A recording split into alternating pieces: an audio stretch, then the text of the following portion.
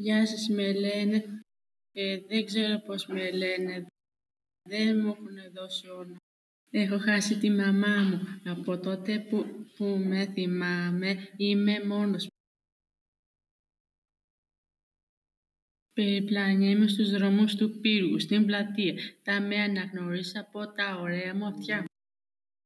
Οι δρόμοι είναι σκληροί και οι άνθρωποι μυστήριοι. Δεν ξέρω αν μου φωνάζουν για να με χαϊδέψουν ή να με χτυπήσουν.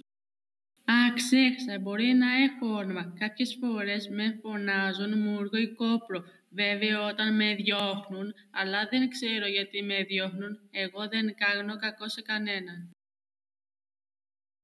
Πολλές φορές πηγαίνω για φαγητό στους κλάδους σκουπιδιών. Τι να κάνω, πεινάω. Βρήκα ένα βρώμικο κάτω. Να το φάω ή θα πεθάνω σαν το φίλο μου χθες.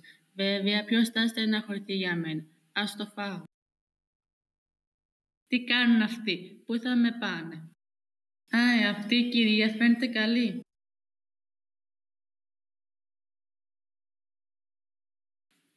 Γιατί με έβαλε σε αυτή τη φυλακή, τι κακό έκανα, θέλω παρέα, φοβάμαι, κρυώνω.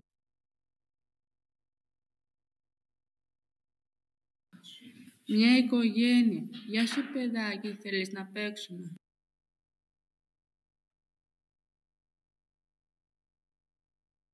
Λέμε από εδώ και σου υπόσχομαι θα γίνω καλύτερος σου φίλος.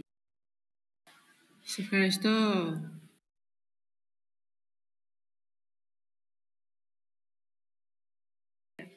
Θα έχω σπίτι. Θα έχω οικογένεια. Θα σας αγαπώ για πάντα. Η καλύτερη μέρα της ζωής μου.